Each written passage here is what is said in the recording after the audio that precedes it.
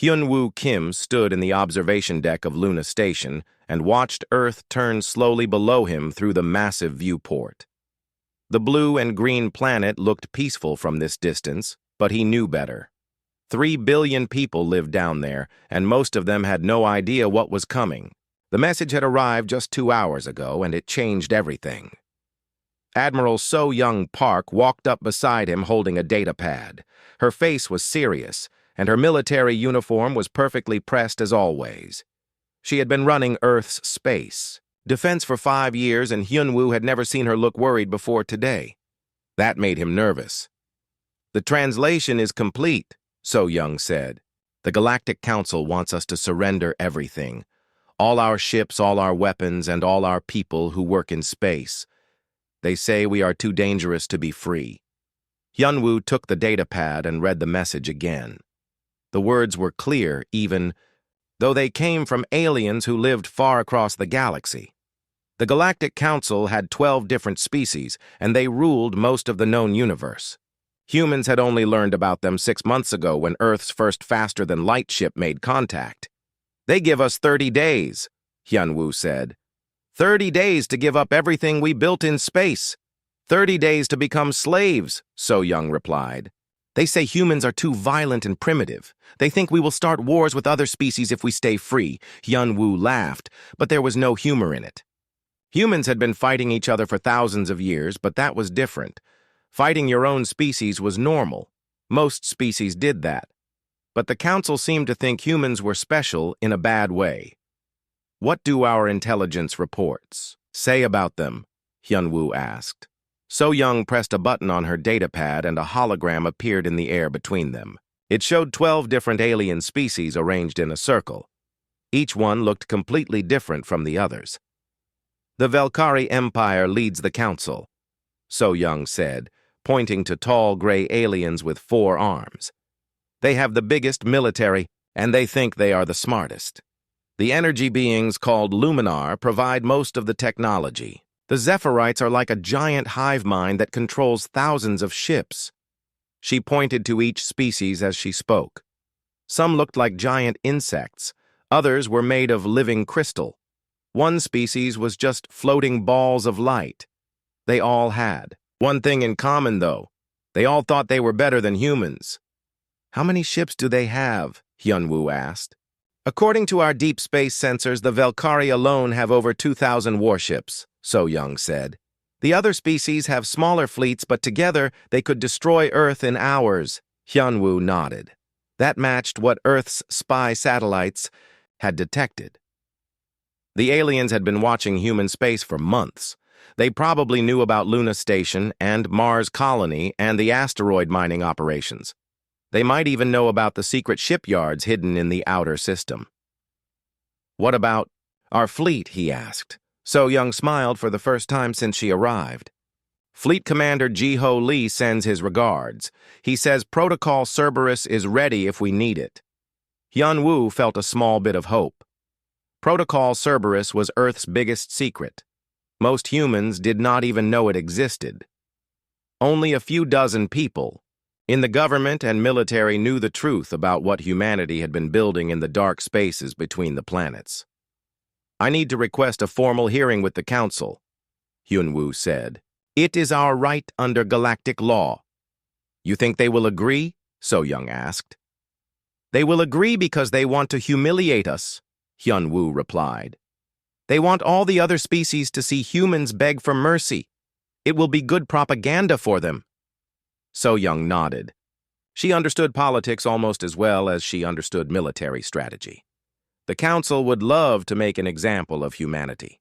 They would probably broadcast the hearing across the galaxy to show what happened to species who refused to submit. "How long do you need to prepare?" she asked. 3 weeks, Hyunwoo said. "I need time to put together the right team and gather evidence. Most importantly, I need time to coordinate with Intelligence Director Yoon-ji Song. Yoon-ji Song ran Earth's most secret programs. Her agents had been scattered across the galaxy for 2 years, pretending to be traders and explorers. They had learned many things about the Council species. Some of those things would be very useful in the coming confrontation. A communication. Alert chimed from the datapad. So Young looked at the screen and her expression grew dark. "What is it?" Hyunwoo asked. "Long-range sensors are detecting fleet movements," she said. "Multiple council species are moving ships toward the edge of our solar system. They are not coming close enough to be seen, but they are getting into position." Hyunwoo felt his stomach tighten. The council was already preparing for war. They expected the hearing to be a formality before they invaded human space and took control of everything. "Send a message to Jiho," Hyunwoo said. "Tell him to start moving our assets into position. If the council wants to play games, we should be ready to respond." So Young typed commands into her datapad. Across the solar system, hidden transmitters would begin sending coded signals to secret bases and concealed shipyards. Humanity's true military would start to wake up. "There is something else," So Young said. The council message included a list of human military assets they want us to surrender. The list is completely wrong. Hyunwoo raised an eyebrow. "Wrong how?" "They think we have 50 warships," So Young said. "They think our technology is barely capable of interstellar travel. They have no idea what we really built out there." That was good news. It meant the Council's intelligence was terrible. They had been watching human space, but they had only seen what humanity wanted them to see. The real fleet remained hidden in asteroid fields and behind planetary shields. "Perfect," Hyunwoo said. "Let them keep thinking we are weak. When the time comes for the demonstration, they will get quite a surprise." So Young smiled again. "Jiho will love this. He has been wanting to test our new weapons against alien technology." "Tell him to be patient," Hyunwoo warned. "We get one chance to do this right. If we fail, humanity becomes a slave species forever." The weight of that responsibility settled on his shoulders. 3 billion people depended on him to find a way out of this situation. The Council had given humanity an impossible choice: submit to slavery or face total destruction. But there might be a third option if everything went according to plan. Hyunwoo looked out at Earth one more time. In 30 days, he would either save his species or watch it fall to alien masters. The next few weeks would determine the future of humanity itself. The Council station was bigger than anything Hyunwoo had ever seen. It stretched across space like a small moon made of metal and crystal. Thousands of ships from different species docked at ports along its surface. The station orbited Nexus, a gas giant that glowed with purple and gold clouds.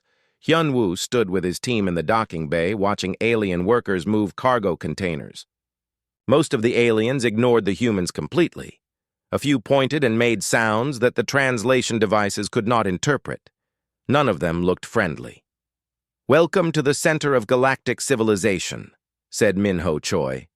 He was the defense, Attaché, and the only other human on the team who had military training. "It certainly lives up to its reputation." The reputation was not good from a human perspective. The Council station was where species came to beg for mercy or negotiate their surrender. Very few species left with their independence intact. A tall, crystalline being approached them. Its body was made of living light that shifted through different colors as it moved. This was a Luminar, one of the energy beings that helped run the Council. The translator device attached to Hyunwoo's collar activated when it spoke. "You are the human delegation," the being said. Its voice sounded like music played through broken glass. "I am Vextar Council speaker for this session. You will follow me to your assigned quarters." The quarters were small and plain compared to what other species received. 3 rooms for the entire human delegation, while the Velkari ambassador had an entire deck for his staff. The message was clear. Humans were not important enough for proper treatment. "Your hearing begins in 6 standard hours," Vextar continued. "You will present your case to the full council. They will then vote on your fate." "What are our chances?" Minho asked. Vextar's crystalline body flickered through several colors before settling on a dark red. No species has ever refused council protection and remained free. Your chances are exactly 0. After the Luminar left, Hyunwoo activated a small device that created a privacy field around their rooms. Now they could speak freely without alien surveillance equipment listening to every word. Arrogant creatures, Minho said. They act like humanity should be grateful for the chance to become slaves. That arrogance is exactly what we need, Hyunwoo replied. The more confident they are, the bigger the surprise will be. Minho activated his own communication device and sent a coded message toward human space. To anyone watching it would look like a routine diplomatic transmission. In reality, it was the activation signal for Protocol Cerberus. Across the galaxy, Fleet Commander Ji-Ho Lee received the signal at his hidden command post in the asteroid belt. He had been waiting for this moment for 3 years. Everything humanity had built in secret was about to be revealed. Meanwhile, Han-Woo prepared for the hearing by reviewing intelligence reports about each council member species. Intelligence Director Yoon-ji Song had done excellent work. Her agents had infiltrated every major council world and gathered detailed information about their military capabilities. The Velkari Empire had powerful energy weapons, but their ships were slow and their tactics were predictable. The Zephyrites could control thousands of small ships at once, but they had trouble adapting when their plans failed. The Luminar could project devastating energy attacks, but they needed time to charge their weapons. Every species had weaknesses. The Council had grown comfortable over the centuries.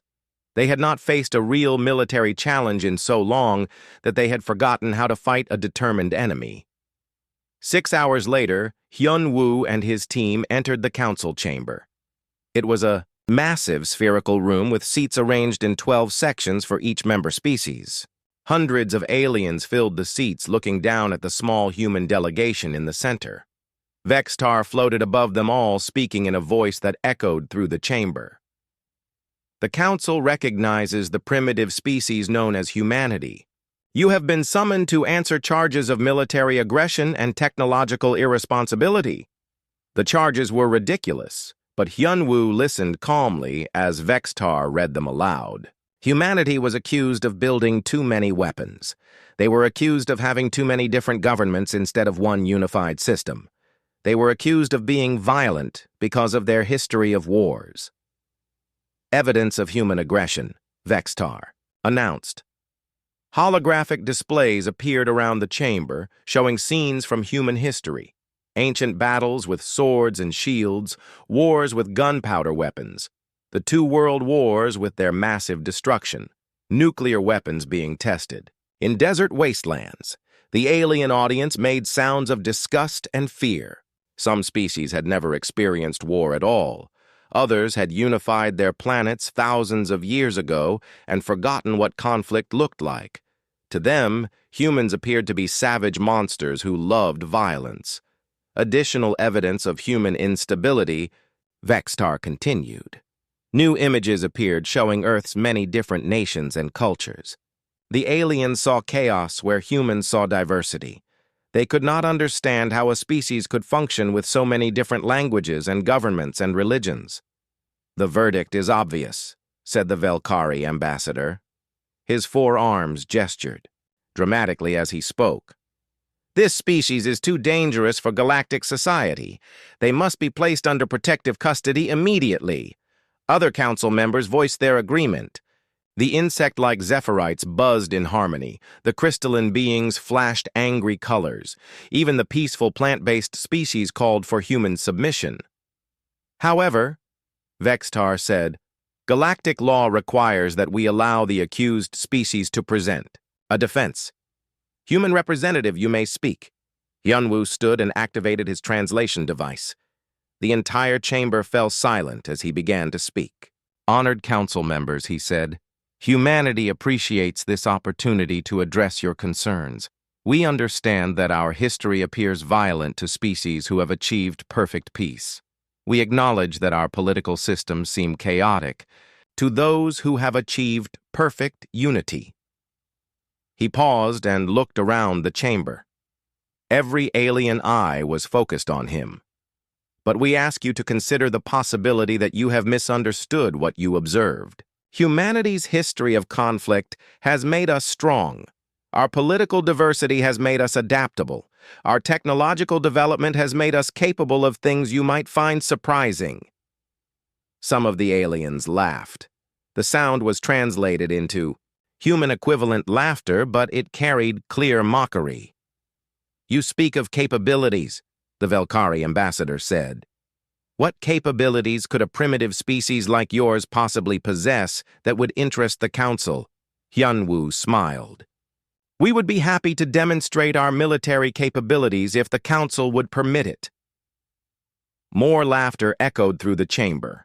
Several species began making bets on how quickly the humans would embarrass themselves. They had no idea what was coming. "The Council grants permission for a military demonstration," Vextar announced. "You will be provided with a suitable testing area in the nearby asteroid field. Try not to damage your ships too badly." The hearing ended with the Council, members discussing where to get the best view of the upcoming human humiliation. They treated it like entertainment before the serious business of dividing up human territory among themselves. As the human delegation returned to their quarters, Minho sent another coded message. This one told Ji-Ho Lee that the demonstration had been approved. Now it was time for humanity to show the galaxy what they had really been building in the darkness between the stars. Captain Dong Hyun-yoon checked his ship's systems one final time before the demonstration began. His small fleet looked pitiful compared to the massive council vessels watching from a safe distance. 3 frigates, 2 destroyers, and 1 cruiser, against the assembled might of 12 galactic civilizations. The Council had provided an asteroid field for the test. Hundreds of space rocks drifted in formation waiting to be used as targets. Automated sensor platforms recorded everything that happened so the aliens could study human tactics later. They expected to learn very little. "All ships report ready," his tactical officer announced. "Fleet Commander Ji-Ho Lee sends his compliments and wishes us good hunting." Dong Hyun smiled. Ji-Ho was somewhere in the outer system waiting with the real fleet. What the Council was about to see was just the opening act. On the Council Station observation deck, thousands of aliens gathered to watch the show. Many brought what appeared to be snacks and drinks. They treated this like a sporting event where the outcome was already decided. Vextar floated at the center of the viewing area, providing commentary for the assembled dignitaries. The primitive human fleet approaches the testing zone. Notice how crude their vessel designs appear compared to proper galactic engineering. The human ships did look different from Council vessels. Where alien ships were smooth and elegant human, ships appeared blocky and functional. Their weapons were mounted on the outside rather than hidden within energy fields. Their engines left visible exhaust trails instead of bending space around them.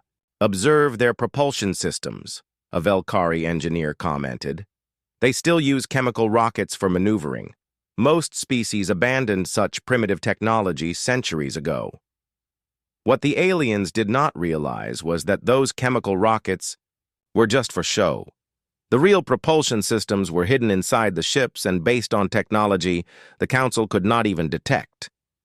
Hyunwoo stood with the alien observers watching his species' reputation hang in the balance. Everything depended on the next few minutes going exactly according to plan. Beginning tactical exercise, Dong Hyun announced over the communication system.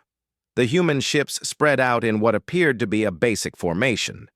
Military experts, among the alien observers, shook their heads at the simple pattern. It was exactly what they expected from a species that had barely learned to travel between stars. Then the first targets exploded.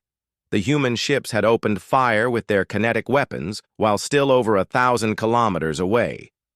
The projectiles moved so fast they appeared as brief flashes of light before impact. Each shot hit with the force of a small nuclear weapon. Impressive accuracy for primitive railguns, the Velkari engineer admitted. Though the range is limited and the projectiles move too slowly to threaten modern shields, more targets exploded in rapid succession. The human ships moved through the asteroid field with fluid grace, taking out multiple objectives simultaneously. Their coordination was perfect, as if all 6 ships shared the same mind. "How are they achieving such precise coordination?" a Zephyrite observer asked.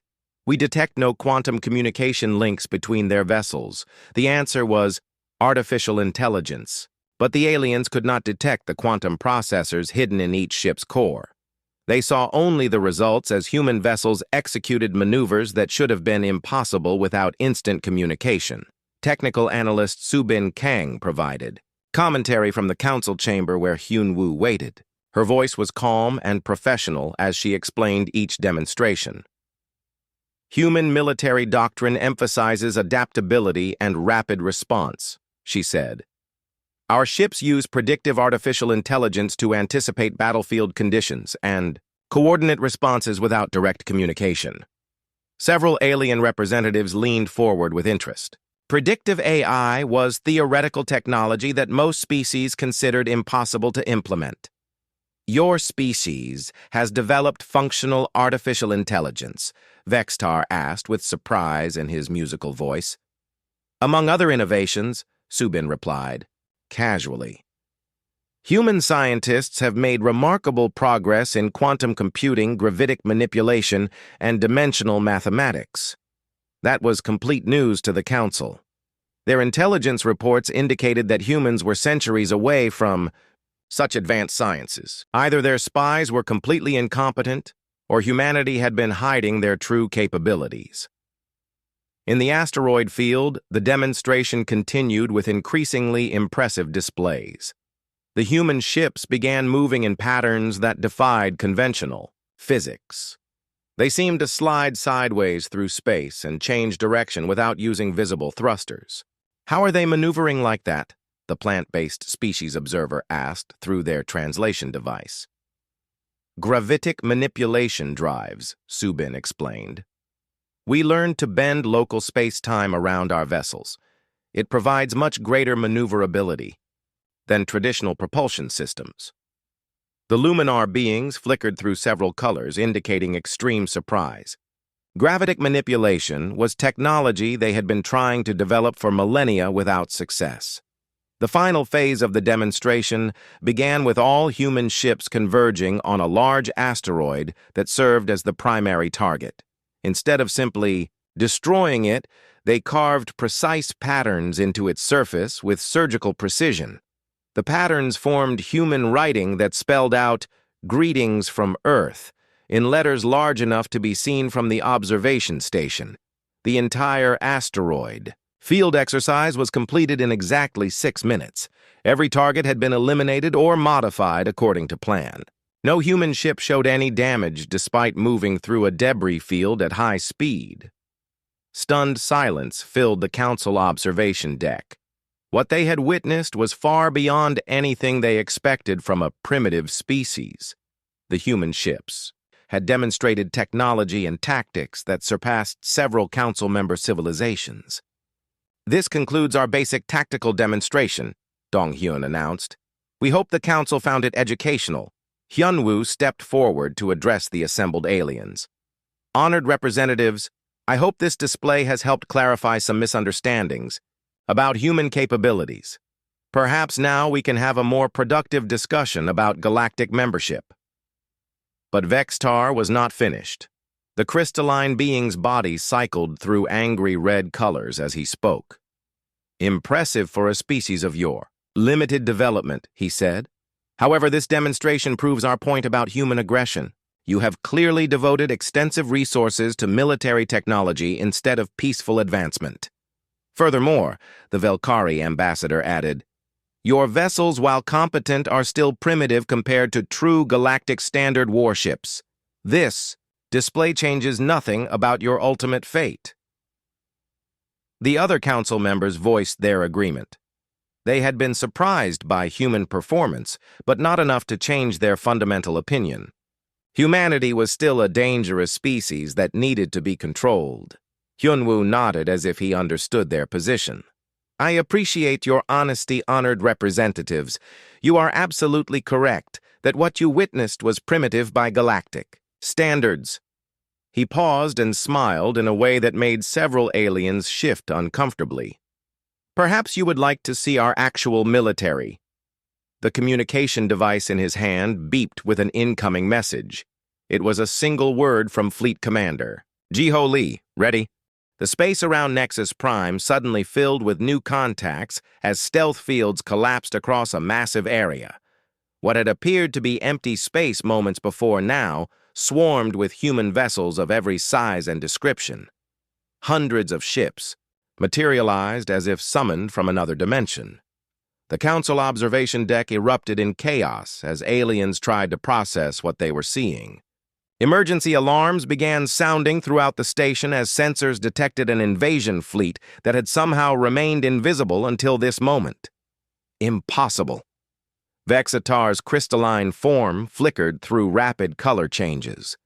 Our sensors showed empty space. Where did these vessels come from? Hyunwoo remained calm as panic spread around him. Human stealth technology is quite effective. We have been here for several hours waiting for the appropriate moment to introduce ourselves. The largest ship in the human fleet was a massive dreadnought that dwarfed even the Council station itself. Its hull stretched over a kilometer in length and bristled with weapons that alien sensors could not properly identify. The name Soul's Vengeance was painted along its side in letters large enough to be read from great distances. Admiral Tae-hyun Seo commanded the flagship from its bridge deep inside layers of armor and energy shielding. He had waited 3 years for this moment when humanity would finally reveal its true military might to the galaxy. All ships report ready, his tactical officer announced. Stealth systems are offline, and all weapons are charged. The Council fleet is scrambling to respond, but they are in complete disarray. Through the massive viewports of the Council station, alien observers watched smaller human vessels that moved in ways that seemed to violate the laws of physics. Strike. Group Commander Yejin Nam led a squadron of ships that phased in and out of normal space using experimental dimensional technology that the Council did not know existed. "How many vessels do you have?" the Velkari ambassador demanded. His 4 arms trembled with either rage or fear as he spoke. "This is Battle Group 7, Hyunwoo replied. "One of our smaller formations. Admiral Tae-hyun Seo commands 437 ships of various classes." The number sent shockwaves through the assembled council members. 400 ships was larger than most member species maintained for their entire military. And this was just one battle group among many. "Your intelligence reports were significantly incorrect," Subin Kang added helpfully. "Humanity currently operates 17 battle groups plus numerous support formations. Our total fleet strength exceeds 6,000 vessels. Several alien representatives made choking sounds that their translators could not interpret. 6,000 ships was more than some council species had built in their entire history. On the Soul's Vengeance, Admiral Tae-hyun Seo received new orders from Fleet Command, the PAI. Demonstration was entering its second phase. Time to show the aliens what human weapons could really accomplish. "Begin weapons test sequence," he ordered. "Target the designated asteroid cluster. Full-spread kinetic bombardment." The human ships opened fire simultaneously. What the Council had seen earlier were training weapons compared to what unleashed now. Relativistic projectiles moving at significant fractions of light speed tore through space and vaporized entire asteroids on impact. The energy release was visible from the Council station as brief new stars flared to life and died in the span of seconds. When the light faded, an entire section of the asteroid field had simply ceased to exist. Those projectiles achieved 12% of light speed, a Zephyrite technician reported in disbelief. The energy requirements for such acceleration should be impossible for ships of that size. Human ships use antimatter containment systems. Subin explained. We learned to safely store and deploy antimatter as a power source several decades ago. The revelation that humans had mastered antimatter technology sent another wave of shock through the council representatives. Antimatter was the ultimate energy source, but most species considered it too dangerous to use on military vessels. The weapons demonstration continued as human ships showcased capabilities that seemed to come from science fiction rather than reality. Energy beams that could slice through solid matter at the molecular level. Gravity weapons that could crush targets without touching them. Defensive shields that turned attacking energy back on the attackers. We also developed self-repairing nanotechnology. Subin continued her commentary. Human ships can rebuild themselves during combat using raw materials from destroyed enemies. To prove the point, several human vessels deliberately flew through debris fields and absorbed the wreckage. Within minutes, their hulls showed visible signs of growth and repair as nanobots converted asteroid fragments into additional armor plating. But the most frightening revelation came when Yejin Nam's dimensional squadron demonstrated their ability to attack from multiple realities simultaneously. Their ships flickered between dimensions and fired weapons that struck targets from impossible angles. Dimensional warfare, Vextar whispered. His crystalline body had turned completely black, with what appeared to be terror.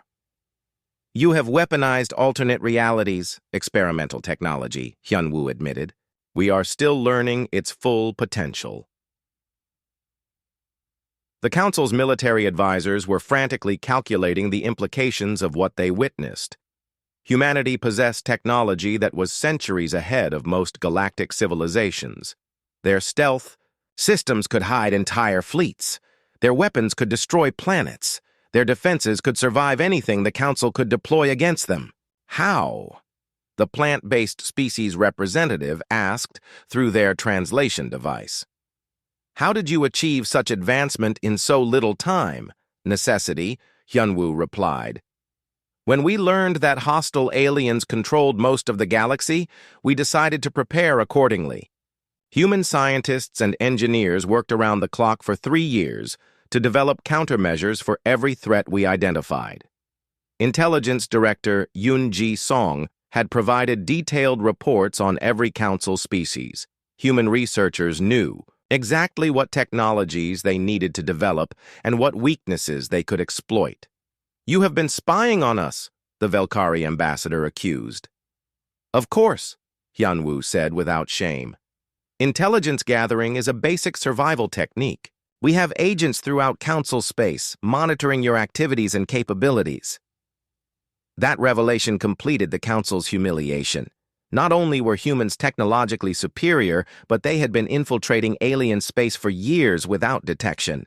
The mighty Galactic Council had been outmaneuvered by a species they considered primitive. Admiral Taehyun Seo contacted the Council station directly. His voice echoed through the observation deck as he spoke. Council representatives, he said. Human Fleet Command wants you to understand our position clearly. This demonstration represents a tiny fraction of our total military capability. We have sufficient firepower to sterilize every Council world simultaneously if necessary. The threat hung in the air like a physical presence. Every alien in the chamber understood that humanity could destroy galactic civilization if they chose to do so. However, Admiral Taehyun Seo continued, humanity prefers cooperation to conquest. We are prepared to offer an alternative to the current situation. Hyunwoo stepped forward to present humanity's counter-proposal. The species that had come to surrender was about to dictate terms to their would-be masters. The Council will immediately cease all hostile actions against human space, he announced. You will formally recognize humanity as an equal member of galactic civilization with all associated rights and privileges. In exchange, we will share selected technologies and refrain from demonstrating our full capabilities. The chamber fell silent as Council members realized they had no choice but to accept. Humanity held all the advantages now. They could destroy the Council or force it to serve human interests. The fact that they offered partnership instead of domination was the only reason galactic civilization would survive the day. One by one, the alien representatives began to speak. Each voice carried the weight of defeat and the hope of survival. The age of council supremacy was ending, and the age of human partnership was about to begin. The voting began with the smallest council member species. The plant-based civilization called the Verdani were the first to accept humanity's terms. Their representatives spoke through rustling leaves that the translation system converted into nervous agreement. The Verdani Council accepts human proposals for equal membership and mutual cooperation, their ambassador announced. We withdraw all previous demands for human submission. One by one, the other species followed. The crystal beings voted yes. The insect-like Zephyrites buzzed their agreement. Even the proud energy beings called Luminar flickered their acceptance through changing colors. Only the Velkari Empire hesitated. Their four-armed ambassador stood in his section of the chamber, while his military advisors whispered urgent calculations in his pointed ears. The Velkari had spent centuries believing they were the supreme military power in the galaxy. Accepting human equality meant admitting their entire worldview was wrong. The Velkari Empire requires guarantees, the ambassador finally said. What assurance do we have that humans will honor this partnership instead of simply conquering us later? Hyunwoo had expected this question. The Velkari were natural conquerors who assumed every other species thought the same way they did. Intelligence. Director Yoonji Song will provide those assurances, he replied. A new hologram appeared in the center of the chamber showing a Korean woman in civilian clothes. She looked harmless compared to the military officers who had been speaking, but her words carried deadly implications. Honored council members, Yoonji Song began. Human intelligence services have maintained operations throughout your territories for over 2 years. We currently have assets positioned near every major military installation, government center, and population hub controlled by council species. New images flashed through the chamber. Secret recordings from inside Velkari military bases. Photographs of Zephyrite hive complexes taken by human agents. Technical specifications of Luminar energy generation facilities that should have been impossible for outsiders to obtain. If humanity intended conquest, we could have achieved it months ago, Yoonji continued. The fact that you are all still alive and free proves our commitment to peaceful coexistence. The revelation that human spies had penetrated every council civilization completed their psychological defeat. Not only could humanity destroy them militarily, but they had already infiltrated their societies so thoroughly that resistance was pointless. Furthermore, Yoonji added, humanity has a vested interest in galactic stability. We prefer to trade with prosperous neighbors rather than rule over devastated ruins. Conquest would be economically inefficient. The Velkari ambassador consulted with his advisors one final time before casting his vote. The Velkari Empire accepts human membership in the Galactic Council under the proposed terms. With all 12 species in agreement, the formal vote was recorded and transmitted throughout the galaxy. Within hours, every civilized world would know that humanity had joined the Council as an equal partner rather than a subjugated client species. But Hyunwoo was not finished. The partnership needed to be built on more than just fear. To demonstrate human commitment to galactic prosperity, he announced, we are prepared to share 3 technologies immediately: antimatter containment systems for clean energy generation, medical nanotechnology for treating previously incurable diseases, and agricultural enhancement techniques that can double crop yields on any habitable world. The offer sent excitement rippling through the chamber. These were technologies that could revolutionize galactic civilization and improve the lives of trillions of beings. Humanity was offering genuine partnership instead of mere domination. Admiral Taehyun Seo contacted the station again with final instructions for his fleet. All human vessels will withdraw to defensive positions around Earth's solar system. Council ships are free to approach human space for diplomatic missions, but military vessels must request permission before entering our territory. The human fleet began to disperse as quickly as it had appeared. Some ships activated their stealth systems and vanished from sensors. Others used their dimensional drives to slip into alternate realities. Within an hour, the massive military force had scattered across the galaxy, leaving only peaceful diplomatic vessels near the Council station. War. Admiral Insu Kang appeared on the communication system to address the Council directly. His weathered face and military bearing commanded respect, even from alien species who had never seen a human before. "The demonstration is complete," he announced. "Humanity does not seek to rule the galaxy. We seek to defend our freedom and build mutually beneficial relationships with our neighbors. Today we chose to offer partnership instead of punishment. Do not make us regret that choice." The warning was clear without being threatening. Humanity had shown mercy when they could have chosen destruction, but that mercy came with conditions and expectations. As the formal session ended, alien representatives began approaching Hyunwoo with requests for private meetings. The Zephyrites wanted to discuss technological exchange programs. The Luminar, beings offered to share their expertise in energy manipulation. Even the proud Velkari expressed interest in military cooperation agreements. "The galaxy has changed today," Vextar said as he floated beside Hyunwoo.